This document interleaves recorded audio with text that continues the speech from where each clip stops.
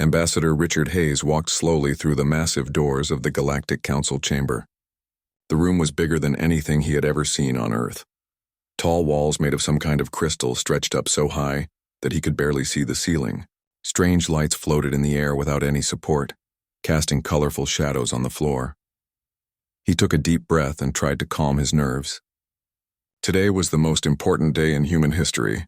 After 3 long years of meetings, arguments, and careful negotiations, this was humanity's final chance to join the Galactic Federation. If he failed today, humans would remain alone in a galaxy full of alien races that saw them as nothing more than primitive newcomers. The chamber was filled with aliens of every shape and size imaginable. Some looked like giant insects with too many legs. Others resembled walking trees with bark-like skin. In one corner sat creatures that looked like living rocks, barely moving as they watched the proceedings. The air buzzed with dozens of different languages that his translator could barely keep up with. Richard straightened his formal diplomatic uniform and walked to the center of the room where a small platform waited for him. Captain Alex Morrison watched from the observation deck above, his hand resting on his weapon out of habit. The captain had been Richard's protector for 2 years now, and he knew better than anyone how dangerous these aliens could be when they felt threatened. The Vorthak representative stood up first. General Thaxmore was nearly 8 feet tall, covered in thick scales that looked like armor. His species had ruled this part of the galaxy for thousands of years, and they did not like the idea of sharing power with anyone else.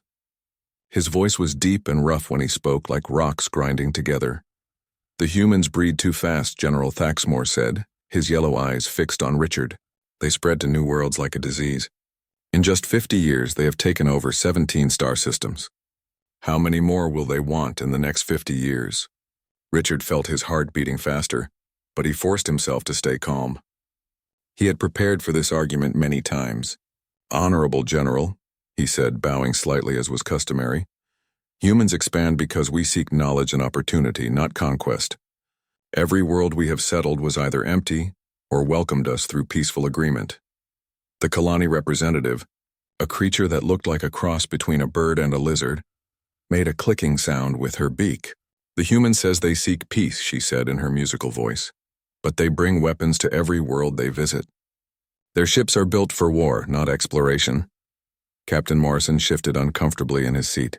The aliens were not wrong about human military preparation, but they did not understand why humans felt the need to be ready for anything. The galaxy was a dangerous place, full of pirates, hostile aliens, and unknown threats. Any species that traveled unarmed was asking to be destroyed.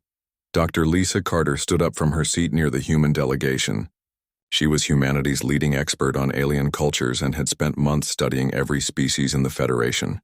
Her research had shown that most conflicts between species came from misunderstandings, not genuine hostility. "If I may address the Council," Dr. Carter said politely. The chamber fell quiet as she walked to stand beside Richard. "I have prepared detailed studies showing that human culture is compatible with most Federation species. We have already established successful trade relationships with the Florians, and our agricultural techniques have helped improve food production on 3 of their worlds." The Florian representative, a tall creature that looked like a walking tree with flowers growing from its branches, made a sound like wind rustling through leaves. "This is true," the Florian said. "The humans have been helpful friends to our people. They ask for little and give much in return." General Thaxmore's scales darkened with anger. "One species likes them, so we should trust them all?" he growled. The destroyer races from the Outer Rim also seemed helpful at first. Look what happened to the worlds they touched. Richard felt a chill run down his spine. The destroyer races were a nightmare from galactic history, a group of species that had swept through this region of space thousands of years ago, wiping out entire civilizations before mysteriously disappearing. Being compared to them was the worst insult an alien could give. "We are nothing like the destroyers," Richard said firmly. "Humans have never attacked a peaceful species or destroyed a world. We seek to build, not tear down." Commander Jake Phillips, head of Human Fleet Intelligence, handed Richard a data pad filled with information. The commander had spent weeks gathering evidence of humanity's contributions to galactic security. Human ships had helped fight off 3 major pirate raids in the past year, and human medical teams had provided aid during a plague outbreak on 2 alien worlds. The facts speak for themselves, Richard continued, reading from the datapad. Human forces have participated in 17 peacekeeping missions across the galaxy. We have saved more lives than we have taken. We have given more aid than we have received. How can anyone call us a threat when our actions prove otherwise? The Zephyrian Alliance representative, a being made of what looked like living energy contained in a crystalline shell, pulsed with different colors as it spoke. The humans make compelling arguments, it said in a voice like singing crystals. Perhaps we judged them too harshly based on fear rather than facts. Lieutenant Colonel Sam Hughes watched from his position near the chamber entrance. He was responsible for Richard's safety, and he did not like how some of the aliens were looking at the human delegation. His hand stayed close to his weapon, ready to act if anything went wrong. 3 years of diplomatic meetings had taught him that not all aliens could be trusted, no matter how civilized they appeared. The debate continued for hours. Representatives from dozens of species stood up to speak for or against human membership in the Federation. Some praised humanity's technical innovations and willingness to help others. Others worried about human military strength and rapid population growth. A few remained silent, watching and listening without revealing their thoughts. As the day wore on, Richard began to feel more hopeful. For every alien that spoke against humanity, another seemed willing to give them a chance. The Kalani, despite their earlier concerns, appeared to be warming to the idea of human membership. Even some of the more neutral species seemed impressed by the evidence of human cooperation and aid. Finally, the council speaker, an ancient being whose species was so old that no one remembered their original name, called for order. The chamber fell completely silent as the speaker's voice echoed from the walls themselves. The council has heard all arguments, the speaker announced. This matter is too important to decide hastily. We will reconvene in one standard galactic month to cast our final votes. Until then, let all representatives consider carefully what they have heard today. Richard felt relief wash over him. A delay was not ideal, but it was better than an immediate rejection. He had 1 more month to convince the remaining undecided species that humanity deserved a place in the galactic community. As the session ended, aliens began filing out of the chamber, many of them talking quietly among themselves. Richard noticed that several species he had never spoken to before were looking at him with interest rather than suspicion. Perhaps today's presentation had accomplished more than he realized. Captain Morrison met him at the chamber entrance. "How do you think it went?" the captain asked quietly. "Better than I expected," Richard admitted. "We still have work to do, but I think we have a real chance now." That evening, as Richard walked through the beautiful crystal gardens of Zentari Prime, he allowed himself to imagine what success would mean. Human children would grow up as citizens of the galaxy, not strangers looking in from outside. Human science and culture would enrich the Federation, while alien knowledge would help humanity reach new heights. He had no way of knowing that in just a few days, everything would change. The peaceful future he dreamed of would be shattered by violence and betrayal, launching humanity down a very different path among the stars. The Kalani homeworld was beautiful beyond imagination. Crystal spires rose from floating islands that drifted slowly through the clouds. Rainbow bridges made of pure light connected the different sections of the capital city. Ambassador Richard Hayes had visited many alien worlds during his diplomatic career, but none had impressed him quite like this one. He stood on a platform high above the main city, watching thousands of Kalani citizens gather for their traditional Harmony Festival. The bird-like aliens wore ceremonial masks decorated with precious stones that caught the light of their twin suns. Their musical voices filled the air with sounds that seemed to make the very atmosphere vibrate with joy. Lieutenant Colonel Sam Hughes stood beside Richard, his eyes constantly scanning the crowd below. 3 days had passed since the Galactic Council meeting, and he still felt uneasy about this cultural visit. The Kalani had seemed friendly enough during the diplomatic sessions, but Hughes had learned never to trust appearances when it came to alien intentions. "Relax, Sam," Richard said with a smile. "This is supposed to be a celebration. The Kalani invited us here to show goodwill before the final vote. It's a positive sign." Hughes nodded but kept his hand near his weapon. "I'll feel better when we're back on the ship, sir. Too many variables down here, too many places for trouble to hide." The ceremony began with a display of Kalani art and music. Hundreds of performers took to the air using their natural wings, creating patterns in the sky that told the story of their species' history. Richard watched in wonder as they recreated the first contact between the Kalani and other Federation species, showing how peaceful cooperation had brought prosperity to their world. Captain Alex Morrison watched from the observation deck of the UHS Endeavour, which floated in orbit above the planet. He had wanted to keep Richard on the ship, but diplomatic protocol required the ambassador to participate in important cultural events. The captain's job was to make sure nothing went wrong during these visits. "Sir," Commander Beth Sullivan said, approaching Morrison with a concerned expression, "we're picking up unusual energy signatures from the planet's surface. Could be weapons charging up." Morrison frowned and moved to the sensor station. "Show me what you've got, Commander." The display showed several red dots scattered throughout the festival area. The energy readings were consistent with plasma weapons, but they were well hidden among the normal festival equipment. Morrison felt his stomach tighten with worry. "Get me a direct line to Colonel Hughes immediately," Morrison ordered. "Something's not right down there." Back on the planet's surface, Richard was invited to join the central ceremony. The Kalani Elder, a magnificent creature with silver feathers and ancient eyes, approached him with what appeared to be a traditional gift.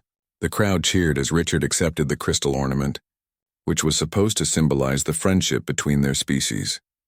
"You honor us with your presence," Ambassador Hayes, the elder said in perfect English. "May this festival mark the beginning of a new era of cooperation between our peoples."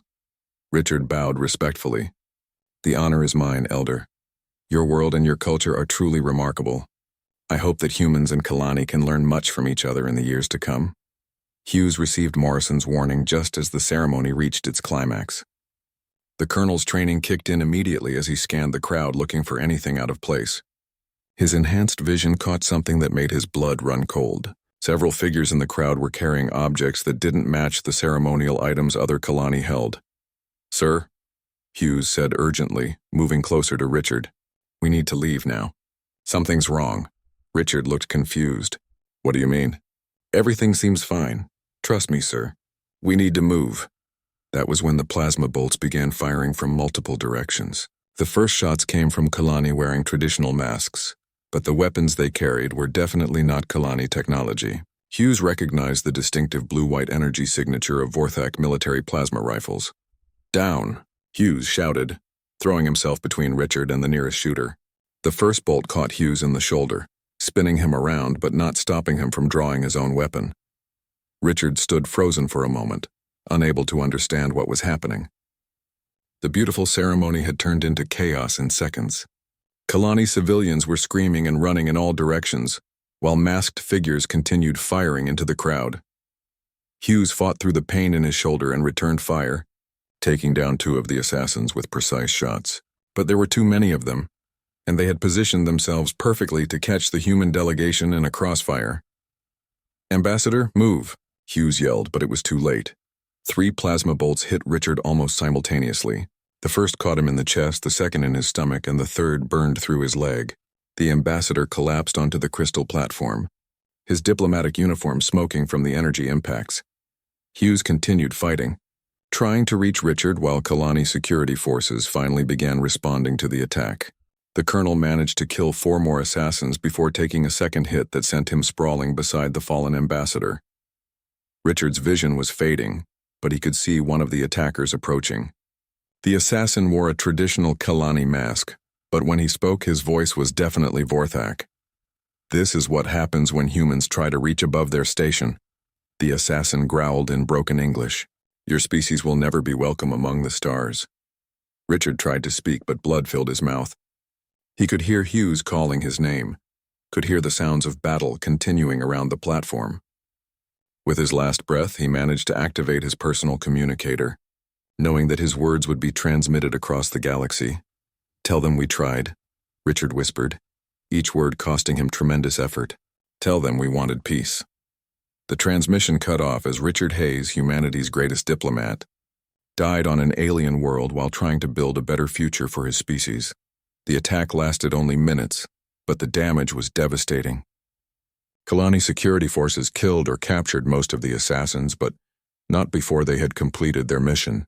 When the smoke cleared, Richard Hayes lay dead, along with 3 members of his diplomatic staff and dozens of innocent Kalani civilians. Hughes survived his wounds, barely. As Kalani medics worked to save his life, he managed to record a message for Earth. "The weapons were Vorthak," he said through gritted teeth. This was planned. They used Kalani masks, but the shooters were definitely working for the Vorthaks. News of the assassination reached Earth within hours. President William Grant was in a meeting with his economic advisors when General Patricia Stone burst into the room without ceremony.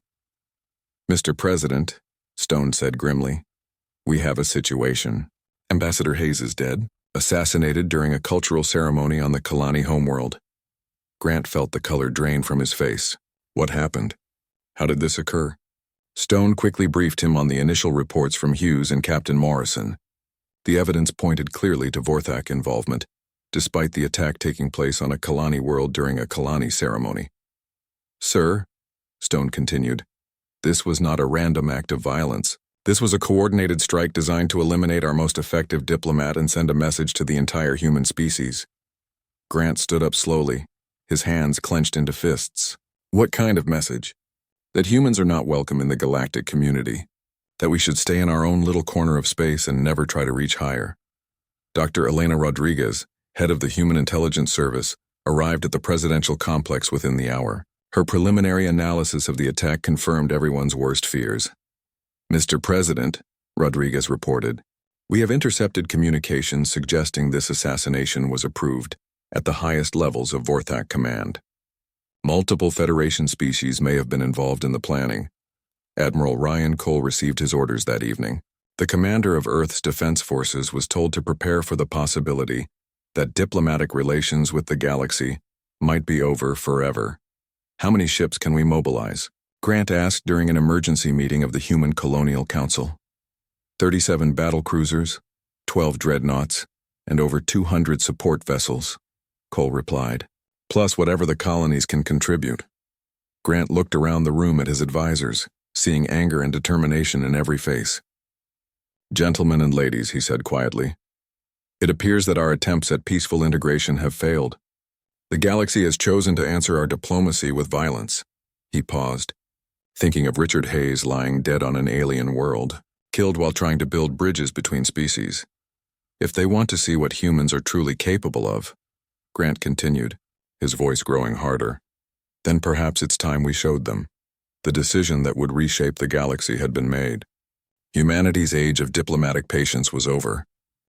President William Grant stood on the steps of the new Geneva Congress building, facing cameras that would broadcast his words to every human settlement across the galaxy. Behind him, the flags of Earth and all 17 human colonies flew at half-mast in honor of Ambassador Richard Hayes. The president's face was hard as stone, and his voice carried the weight of an entire species' anger. "My fellow humans," Grant began, his words echoing across the plaza where thousands had gathered. 3 days ago, Ambassador Richard Hayes was murdered while trying to build peace between our species and the galaxy. He died because he believed that cooperation was possible. He died because he trusted aliens who spoke of friendship while planning betrayal. The crowd was completely silent. Every person present knew that this moment would change human history forever. "The galaxy has shown us who they truly are," Grant continued. "They smile and speak of peace while they sharpen their knives behind their backs. They invited our ambassador to a celebration and turned it into an execution. They have made their choice and now we will make ours." Grant paused, looking directly into the cameras that would carry his message to every human world. "From this moment forward, humanity will no longer be bound by galactic conventions of warfare. We came to them seeking partnership, but they have given us war. If they want to see what humans are capable of when we stop holding back, they are about to learn." Admiral Ryan Cole received the activation order within minutes of the president's speech. Standing in the command center of the massive space station orbiting Earth, he looked at the displays showing every human military vessel in the galaxy. For the first time in their history, all of humanity's military forces would work together with a single purpose. "Begin Operation Thunderstrike," Cole ordered. "All ships are to proceed to their assigned targets immediately. No warnings, no negotiations, no mercy." Captain Susan Walker commanded the dreadnought UHS Retribution, the most powerful warship in the human fleet. She had been waiting for these orders ever since news of the assassination reached her ship. Walker had served in the military for 15 years, but she had never been in a war where humanity's very survival was at stake. Set course for Proxima Station. Walker ordered her crew. Maximum speed. We have aliens to kill. The Vorthak military shipyard at Proxima Station was a massive structure, bigger than most human cities. It floated in space near a dead star, surrounded by defensive platforms and patrol ships. The Vorthaks had built it to be completely impregnable, protected by shields and weapons that could destroy any attacking fleet. They had not planned for the fury of an entire human species. Walker's task force dropped out of hyperspace right on top of the station, appearing so close that the Vorthak defenders barely had time to sound an alarm. The human ships were smaller than the alien vessels, but they moved like hunting wolves, fast and deadly. All ships target the main shipyard structure, Walker commanded. Hit them with everything we have. The UHS Retribution fired its main guns, sending streams of energy that punched through the station's shields like they were made of paper. The other human ships followed suit, their weapons focused on critical systems throughout the massive structure. Major Chris Johnson led the Special Forces assault team that teleported directly onto the station. His soldiers moved through the alien corridors like ghosts, appearing wherever the Vorthaks least expected them. Johnson himself carried experimental weapons that human scientists had been developing in secret for years. Remember, Johnson told his men over the communication system, these aliens murdered Ambassador Hayes in cold blood. They wanted to see human warfare without restraint. Let's show them what that looks like. The Vorthak defenders fought desperately, but they were not prepared for human tactics. The aliens had grown used to slow, predictable battles where opposing fleets lined up and fired at each other, until one side retreated. Humans fought like they were still hunting animals on ancient Earth, using speed, surprise, and overwhelming violence to destroy their enemies. Within 2 hours, Proxima Station was nothing but burning wreckage floating in space. Not a single Vorthak survived. General Patricia Stone coordinated the simultaneous attacks on 3 other Vorthak facilities. She sat in the command center on Earth, watching displays that showed human forces striking across dozens of star systems. For the first time since humanity reached the stars, they were fighting as one unified military force. Status report on all operations, Stone ordered. Proxima Station destroyed, came the first report. No human casualties. Manufacturing facility at Kepler 7 eliminated, came another. Enemy industrial capacity reduced by 30%. Communication hub at Wolf 359 captured intact, a third officer reported. We now have access to their military communication codes. Dr. Elena Rodriguez's intelligence network had spent 3 years gathering information about alien military capabilities. Now that information was being put to deadly use as human strike teams hit targets that the aliens thought were completely secret. The Vorthaks are trying to call for help, Rodriguez reported to General Stone, but we've cut their main communication lines. They can't coordinate their defenses. Sergeant First Class Maria Santos led her Marine unit in the assault on Kepler 442b, a mining world where human prisoners had been held since the diplomatic crisis began. The planet's surface was covered with alien mining equipment and slave camps where humans were forced to work in terrible conditions. Listen up, Santos told her Marines as their transport ships approached the planet. There are 200 human prisoners down there who have been waiting for rescue. We're not leaving without all of them. The Vorthak guards on the planet had never faced human Marines in combat. They were used to dealing with unarmed prisoners and civilian workers. When Santos and her soldiers attacked, the aliens discovered that free humans fought very differently than enslaved ones. The battle for the prison camps lasted only 6 hours. When it was over, every human prisoner had been freed and every Vorthak guard was dead. Santos personally executed the camp commander who had been torturing human prisoners for information about Earth's defenses. Colonel Danny Martinez coordinated defensive operations, as reports came in that alien fleets were beginning to move toward human space. Every human colony had been preparing for this possibility, and now their preparations would be tested. All colonial defense forces are reporting ready, Martinez told President Grant during an emergency briefing. Every human world is now a fortress. If the aliens want to attack our homes, they're going to pay a terrible price. Captain Alex Morrison, now commanding a carrier group after his escape from the diplomatic crisis, led deep space raids against alien supply lines. His ship, renamed the UHS Vengeance, carried fighters that could operate independently for weeks, striking targets throughout enemy space. The aliens think this is going to be a conventional war, Morrison told his pilots before their first mission. They're wrong. We're going to hit them everywhere at once, faster than they can respond. By the time they figure out our strategy, it will be too late.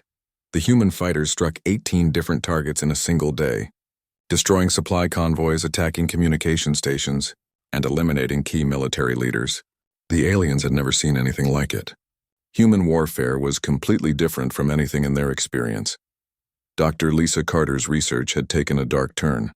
Instead of studying alien cultures for peaceful cooperation, she was now developing weapons specifically designed to exploit alien weaknesses. Her biological weapons could target specific alien physiology while leaving humans completely unharmed. The Florians depend on a specific type of fungus for their food production, Carter reported to the military leadership. If we introduce a modified version of that fungus to their agricultural worlds, we can destroy their ability to feed their population within weeks. The galaxy's communication networks buzzed with panicked messages as alien governments realized they had made a terrible mistake. The humans they had dismissed as primitive newcomers were systematically destroying everything the aliens had built over thousands of years. The Kalani Consortium sent desperate messages to Earth, claiming they had been forced to allow the assassination on their world. They begged for mercy, promising to punish those responsible and offer compensation for the ambassador's death. President Grant's response was broadcast across the galaxy for all to hear. There will be no mercy, he said simply. There will be no negotiation. You wanted to see what humans are truly capable of. Watch and learn. The war that would reshape the galaxy had begun, and humanity intended to win it completely. 6 months after Ambassador Hayes' assassination, the galaxy looked like a very different place. Human fleets moved through space like packs of hungry wolves, striking at targets that the aliens had never thought could be reached. The rules of galactic warfare, built up over thousands of years, meant nothing to humanity now. Admiral Ryan Cole stood on the bridge of his flagship, watching the destruction of another Vorthak industrial world. The planet below had once produced weapons and ships for the alien empire. Now it was nothing but burning cities and radioactive craters. Cole felt no satisfaction in the destruction, but he felt no regret either.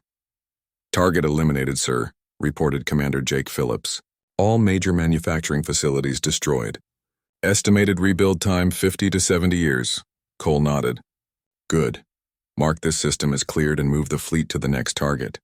We have 12 more industrial worlds to eliminate before the month is over. The humans had discovered something that shocked the galaxy. The aliens, for all their advanced technology and thousands of years of civilization, had grown soft. They fought wars like games with rules and traditions that limited the damage. They protected civilian populations, preserved cultural sites, and always left room for their enemies to surrender with honor. Humans had no such limitations. Captain Susan Walker commanded a task force that specialized in destroying alien infrastructure. Her ships carried weapons that violated every galactic convention of warfare, planet crackers that could shatter moons, biological weapons that targeted specific alien species, machines that could poison entire star systems for centuries.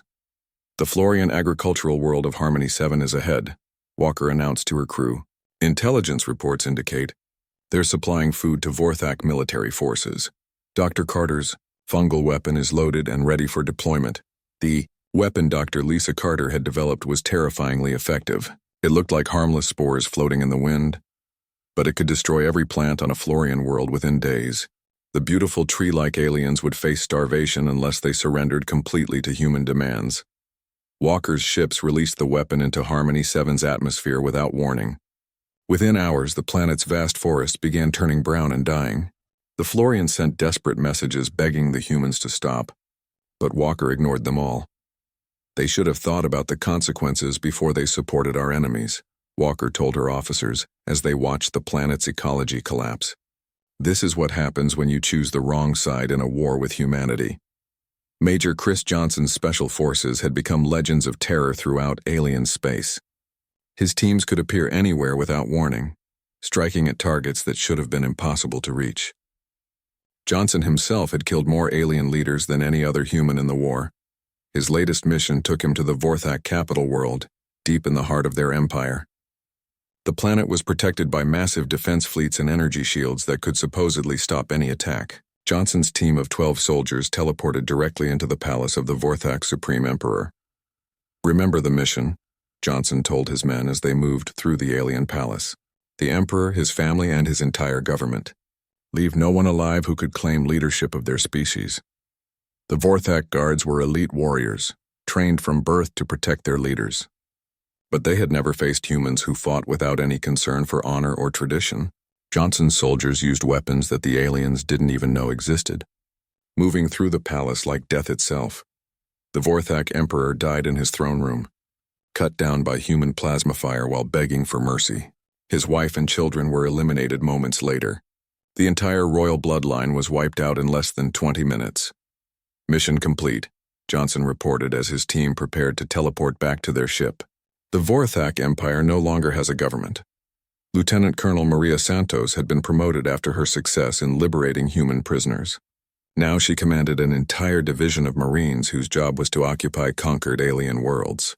Her soldiers were some of the hardest fighters in the human military, veterans who had seen what aliens did to human captives.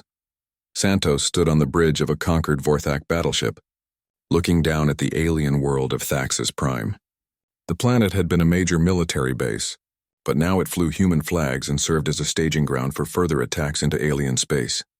"Status report," Santos ordered her aide. "All resistance eliminated, ma'am," the young officer replied. "The surviving Vorthak civilians have been relocated to designated areas. Human colonists from the refugee ships will begin landing tomorrow." Santos nodded. This was how humanity was handling conquered territory now. The aliens were moved to small areas where they could be watched and controlled. The best parts of their worlds were given to human settlers who had lost their homes in alien attacks. "What about the Vorthak military officers we captured?" Santos asked. "Executed this morning, ma'am, as per standard procedure." The humans had stopped taking prisoners early in the war. There was no point in keeping alien soldiers alive when they would never provide useful information and would only require resources to guard and feed. It was more efficient to simply eliminate them and move on to the next target. Dr. Elena Rodriguez's intelligence network had grown beyond anything the aliens could imagine. Human spies operated on dozens of alien worlds, gathering information and preparing for sabotage operations. Rodriguez herself coordinated psychological warfare campaigns that were driving entire alien species to the edge of panic. The latest broadcasts are having excellent results, Rodriguez reported during a meeting with military leaders. Alien civilian populations are beginning to rebel against their own governments. They're demanding surrender before humanity destroys their worlds completely. The broadcast showed images of destroyed alien cities, dead alien leaders, and human ships patrolling where alien fleets used to rule. The message was always the same.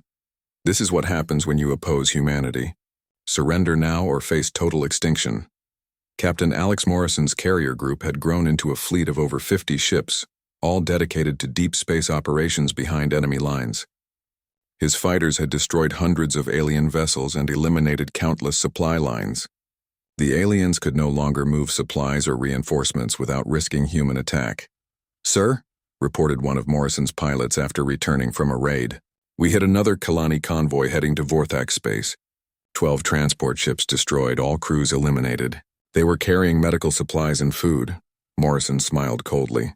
"Excellent work. The aliens are learning that there are consequences for supporting our enemies. Make sure the wreckage is left where other alien ships will find it.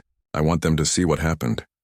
The Kalani Consortium had tried repeatedly to negotiate peace with humanity, claiming they had been forced to allow the assassination on their world. Human responses were always the same. There would be no negotiation until every alien involved in the ambassador's death was dead, and every species that supported them was destroyed. General Patricia Stone coordinated the war from Earth, watching displays that showed human forces advancing on hundreds of fronts simultaneously. The aliens were losing ground everywhere, unable to match human speed, adaptability, and willingness to use any weapon necessary to win. "Status of Operation Final Solution," Stone asked her staff. "Proceeding on schedule, General," came the reply.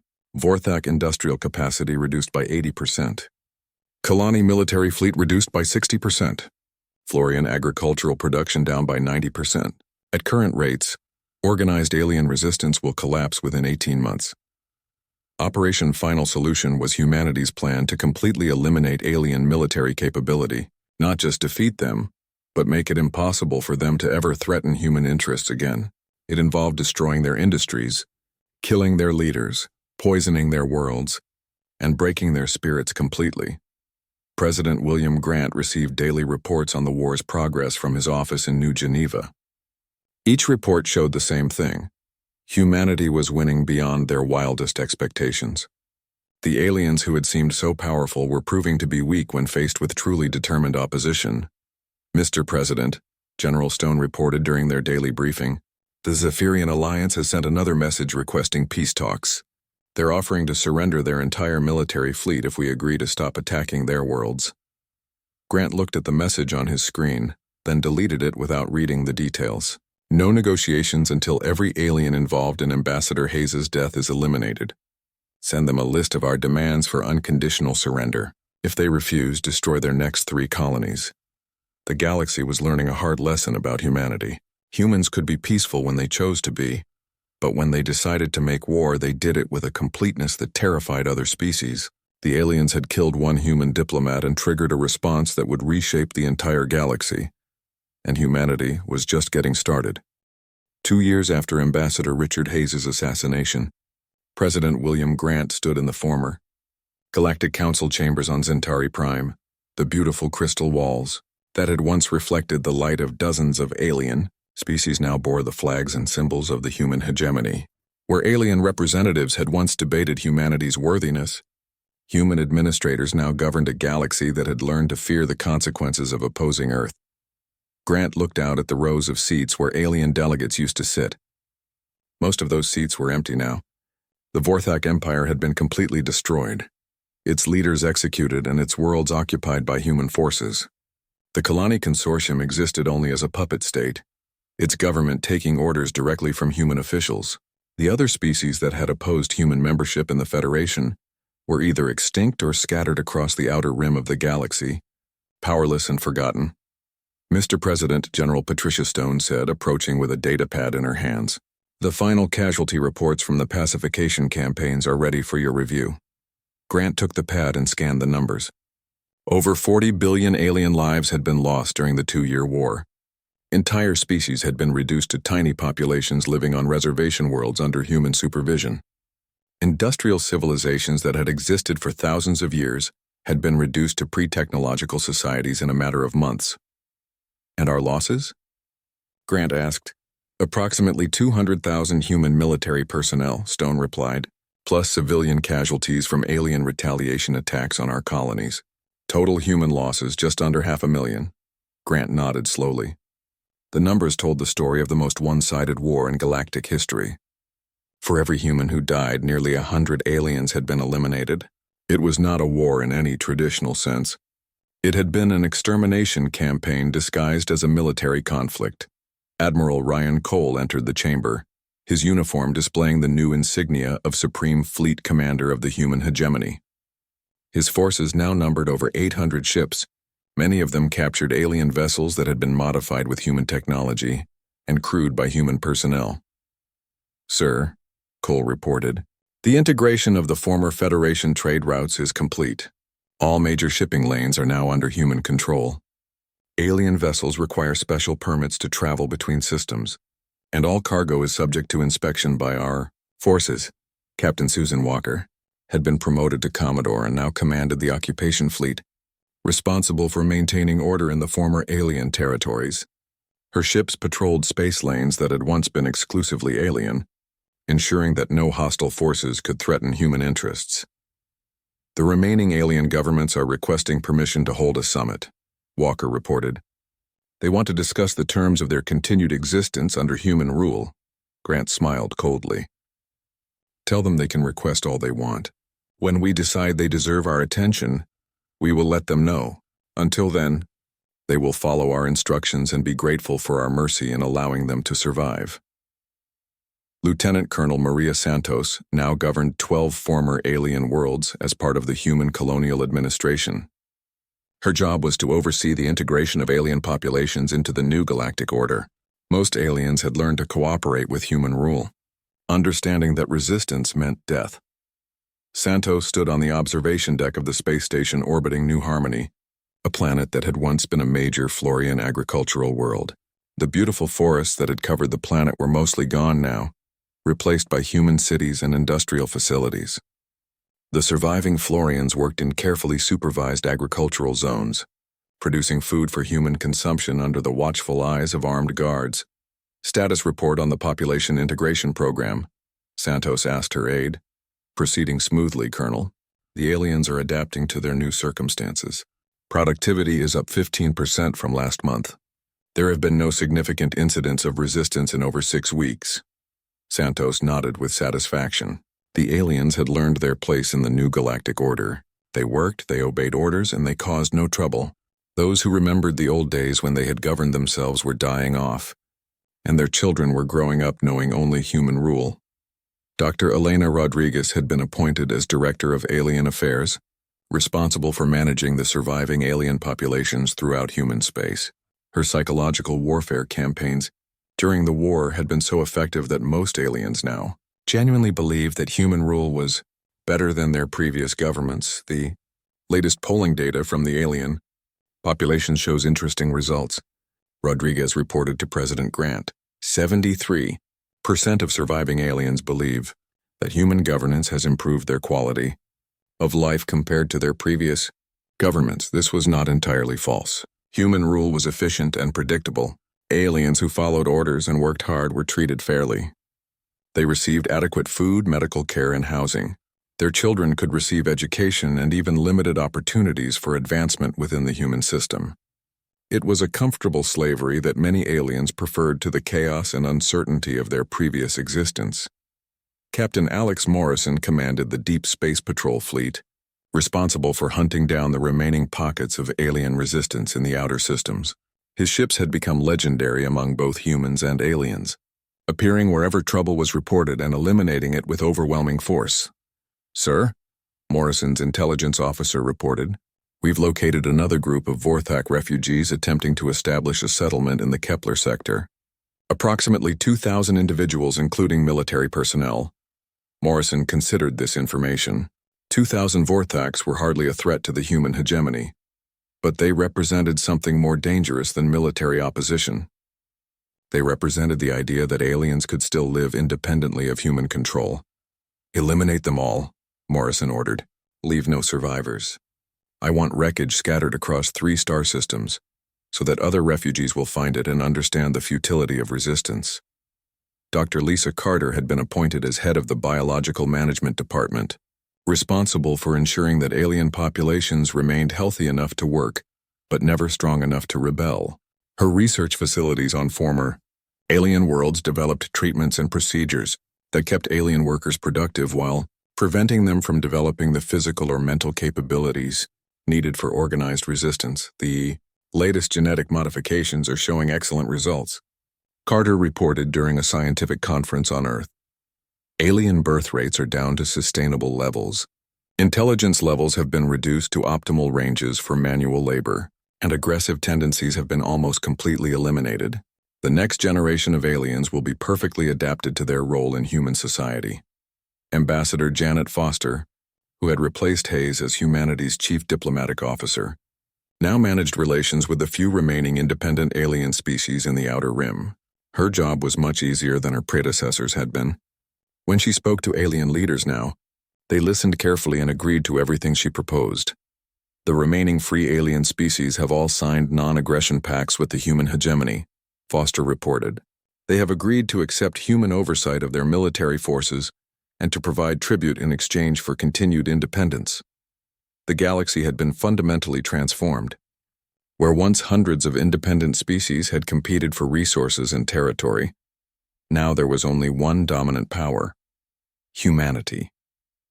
The other species existed only at human sufferance, serving human interests and following human commands. Colonel Danny Martinez commanded the Galactic Security Force, a military organization responsible for maintaining peace and order throughout human space. His forces were stationed on every major world and patrolled every important shipping lane. The sight of human warships had become so common that many young aliens had never seen a military vessel belonging to their own species. Crime rates throughout the hegemony continue to decline. Martinez reported, "Alien populations understand that any violation of human law will be met with swift and severe punishment. Most problems are resolved at the local level before our forces need to intervene." President Grant returned to Earth for the second anniversary of Ambassador Hayes' assassination. A massive memorial had been built in New Geneva, featuring a statue of Hayes surrounded by representations of the human colonies he had died trying to protect. The inscription read, "His death awakened humanity to its true destiny among the stars." Grant stood before the memorial as thousands of humans gathered to remember the man whose assassination had changed the course of galactic history. In the crowd were representatives from every human world, military officers wearing the decorations they had earned in the war, and alien diplomats who had come to pay their respects to the human leader whose death had sealed their species' fate. Richard Hayes believed that humans and aliens could coexist as equals, Grant said during his speech. His murder proved that the aliens would never accept us as partners. But his death also revealed something that the galaxy had never seen before: what humans are truly capable of when we stop holding back.